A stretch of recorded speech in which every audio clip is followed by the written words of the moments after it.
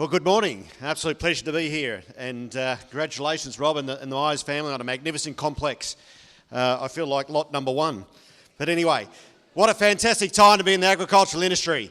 I noticed the other day that at the end of this financial year, FMDs, and to Ian Mars from South America, that's not foot and mouth disease, that's farm management deposits. Don't go back to South America or any other market and tell them we've got foot and mouth, because we don't. They finished. Farm management deposits finished for the agricultural industry at $6 billion, up nearly $1 billion. And that is, if you want proof of how well agriculture is going in Australia, that's probably the greatest example. And I don't know too many other industries in the world that would have that sort of funds put away. Anyway, I'm on a strict 15-minute limit, so I'll get straight into it and sell lot number one. Okay.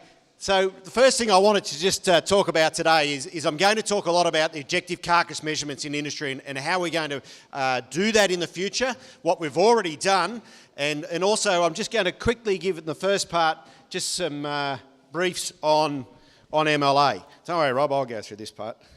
So MLA is your industry service provider. The structure of our industry, as hopefully many of you know, is that the peak industry councils like Cattle Council are going to talk today, and RMAC, who form the chairs of chairs in terms of industry representation, are the people that set policy for industry and also the strategic direction. MLA executes that strategic direction and the KPIs within that strategic direction. So then if I remember where slide 2 was, slide 2 was around the transparency that we do in industry as MLA. So in the last 3 years, I stood here, the first 8 weeks in my job, and my first speaking event as MLA was standing in here, in not quite this shed, and talking about the transparency of MLA. So now if you go on the MLA website, you can actually see all the income streams that MLA has, and then you can also see where the money goes. And we have 6 pillars. Thanks, that was slide number 2. I'm up to slide 5 or 6. We have all the pillars there and how much money goes into each pillar. And we also have the programs that MLA is running, all clearly transparent on the MLA website. We also have the expenses. Yeah, no, it's fine, leave it there. There's the pillars. So there's the pillars that I spoke about and all the money that goes into those pillars. Clearly transparent on the MLA website. But the previous slide was the subsidiaries that MLA runs. So the donor company. MLA doesn't just manage your levies. We also manage, on behalf of industry, the donor company, which is private investment from anywhere in the value chain matched with government funds. And we've got $150 million under management in that fund at the moment, which is fantastic. That's where all the automation for the beef industry and some of these objective carcass measurements are coming from and being funded. And then the industry integrity systems. And the industry integrity systems underpins programs like LPA, which underpins your markets and your integrity that has held you so well in your global markets and your investments. So there's the pillars. Investment by funding stream, by each levy stream that comes in. And if I may just go back, and one of the things when I travel around Australia that fundamentally a lot of people don't understand is that when you pay that grass-fed levy, you pay it to the government and it gets allocated to MLA by the stream it came in. We cannot spend your money, if you're a grass-fed levy payer, outside the grass-fed industry on grass-fed R&D or grass-fed marketing. And there's where the money goes. The National Revenue Survey, the 92 cents that you pay in R&D gets matched by the federal government, your marketing into grass-fed marketing only, and then Animal Health Australia. The other thing, there's the programs, but there's the expenses as well, all clearly on the website for you to see how much it costs MLA and how much we allocate to each levy stream. We run at around 5% of our income in corporate expenses. So people like me that just run around and don't do anything, and the board expenses, the leases, all those things are there. And I think 5% of our total income is a pretty good benchmark. We've worked hard on reducing the expenses in MLA. We've taken out about $16 million in the 3 years that I've been there and put back into things like consumer insights. There's some of the things that MLA has done, some of the highlights, the beef take and go pack to compete with the roast chicken in supermarkets. The true Aussie brand and logo. All around the world now you have one consistent logo. You may have heard that South Korea, Costco stopped purchasing Australian beef in South Korea because they thought it was too expensive, went back to America and was only going to stock American beef in Costco, South Korea. So as an industry, we all got together as an industry, went up to South Korea, promoted the hell out of Australian beef in every other retail sector, or every other retailer up there, except Costco. They dropped their sales. They're now back to putting Australian beef on their shelves. That's what your investment in a market like South Korea has achieved in the last 20 years. You've been in South Korea for 20 plus years. You've been in Japan, your major market, for 20 plus years. That's why Australian beef holds the dominant market share of around 55 to 60% of imported beef in those markets. I'll move on. So, one of the first KPIs I have as a Managing Director for MLA is to ensure that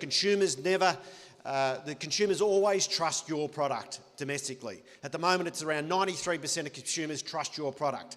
And the things that they don't trust us on are environmental and animal welfare.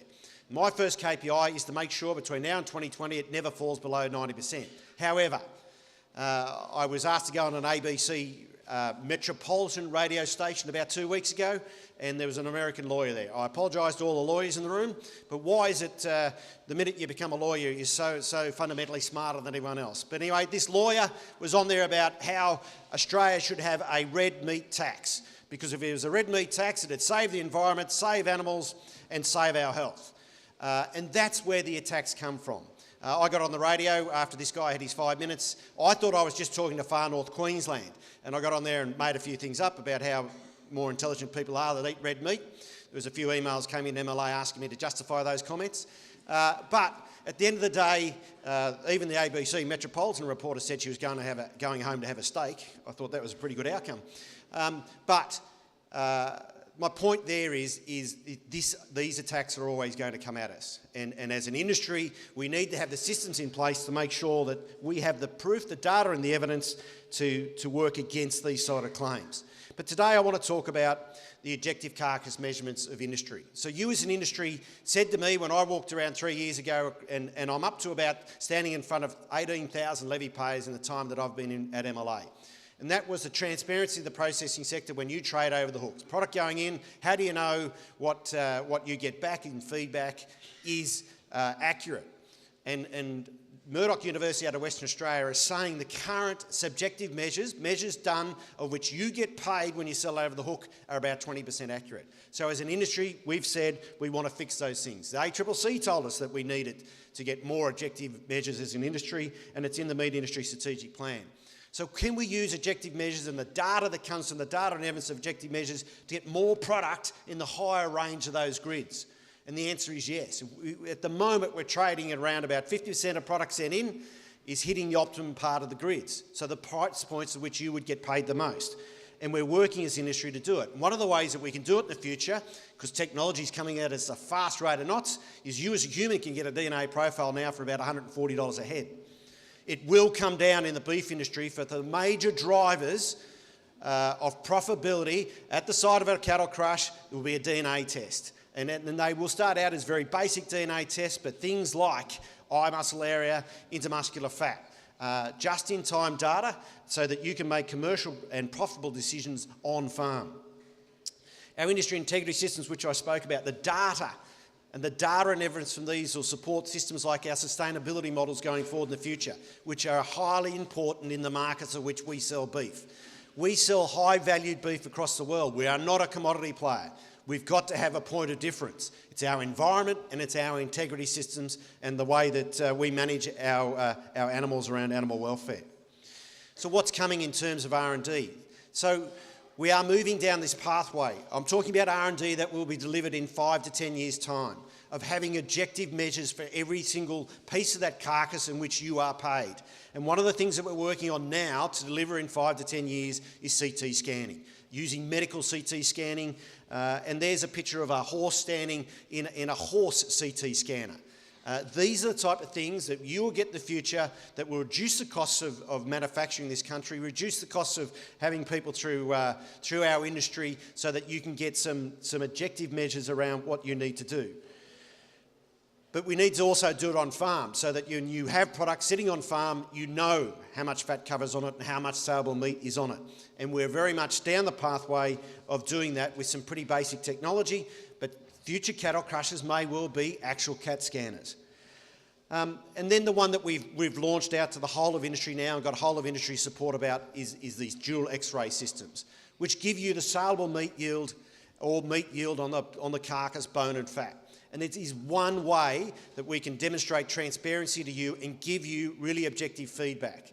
Yes, then it has applications for automation in the processing facility, but applications back on farm. If you overlay the eating quality measures back to the Dexter unit and use that data and evidence to get more product into the higher price ranges within a grid. And this is what is fundamentally Dexter is. It's a dual X-ray system. And it takes a 3D picture from an algorithm. You can buy a robot like you can buy a laptop. It's then how to tell that robot where to cut that carcass up. In the lamb industry, it's reduced the cost and the yield and increased the yield by up to 30% of the production value of that lamb. So if an average lamb costs $80 to process, some of those costs are coming down by 30%. They've been overtaken by energy costs for the processing sector, but these are the things that we're working on as an industry across the whole value chain to address our costs within our processing industry, which is the most expensive in the world. And CT scanning, there's a prototype. It's the same sort of scan of you if you go in a hospital and go through on a very small scale. And it can deliver things like eating quality outcomes. So today I'm announcing that MLA, not with your levies, but with the donor company funds, so we've gone out and we've secured $14 million worth of private investment and we're matching it with federal government investment and we now have a total of $28 million to now, again today, fast-tracking some of these eating quality measures and live animal measures and advance the processing sector into further automation. Again, that will reduce the cost of production in Australia. But understanding, I've spoken about saleable meat yield. The golden bullet to all this is eating quality. You as an industry developed MSA 15 years ago. And today, even today, it's delivering between a carcass that does grade and doesn't grade around about a $60 per head premium. That adds up this year about $150 million. In previous years, it's been well over $200 million. The difference and the returns back to farm gate through MSA. And you as an industry have identified the consumer is the most important part. So you should be very proud of what you've done as an industry. I go around and hear all the negative stories. I don't mind portraying what you have done. So then you get MSA data. So you get MSA data, you'll get the Dexter data, you'll get DNA data. And all this comes back at feedback as an individual animal. And we are taking all that feedback and putting it in a system that is easy for you to read and understand through Livestock Data Link. And you'll get grids like this that'll show you, on this consignment of 900 cattle, 55% got within the optimum part of the grid. And then you can make management decisions around how you get more product into the optimum part of that grid. But we also do a lot of work on consumer insights. So China, everyone's China, China, China. The sort of work that we do around understanding our consumers and our markets on a global scale is that there's actually only 7.9 million people in China that make $35,000 US per year. But yet we're told that China is the market that we need to concentrate on. Can you imagine trying to find those 7.9 million people amongst 1.2 billion people? It's very hard to do. But yes, the next bracket down and the people climbing into that high-end China market is growing very, very quick. And then big data. So we're putting all that data together. One more slide. Putting all that big data together, we're putting it on a platform. All the data that's represented there on the screen, from market reports to Dexter, to on-farm, to DNA, consumer feedback, and we're putting it on one simple platform for you. We've already migrated on this platform LPA, MSA, LDL and NV and the NVDs. One single sign-on. In the future, you can go on there today and get your National Vendor Declarations or EDEX, and in the future you'll go on there and get value-based marketing by cut of carcass and link that to your DNA. It's entirely up to you around how you want to do it. So thank you. That was the 15 minutes, very quickly. And it's been my pleasure, absolute pleasure to be here today and talk about some of the things MLA is doing. Thank you.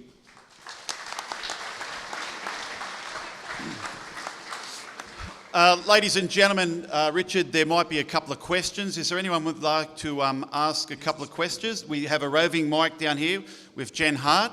Is there any questions from the floor? Lady just over here.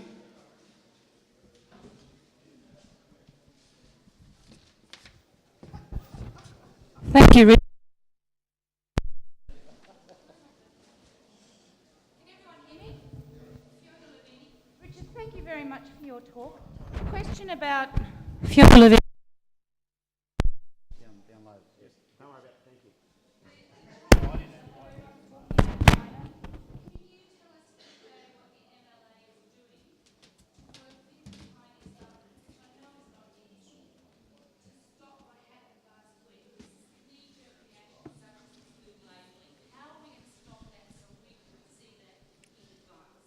It's a good point, isn't it, that markets change so quickly and the rationale around which markets change. So the question was, what's industry doing to address the things like 8 processing facilities being deregistered to send product to China over what one would say were minor non-conformance issues as opposed to food safety issues. And then you see what's happened in Japan, that Japan, thank goodness we got a free trade agreement with Japan, where Japan lifted the tariffs on the US market, on the US product coming in by about 12%. This is, as you can imagine, if you're a processing facility and you've just lost your accreditation to China, that you would be absolutely beside yourself as to what you do. You've got all these cattle on feed, particularly 100-day grain-fed cattle coming through, and you just lost your accreditation. The answer's not simple. The answer's always that it's around building relationships. As to why they happen in the first place, you can debate probably all day. But again, there is no simple solution to the diplomacy of dealing with perhaps some of these departments within global governments, except to say that it's relationship building and being on the ground. But again, you've been in China as an industry for 20 plus years, and we need to keep leveraging those sort of relationships to make sure that these things don't hit us out of the dark like they have this time. Any more questions? One more. Oh, James. James, who? Your decaf lattes outside.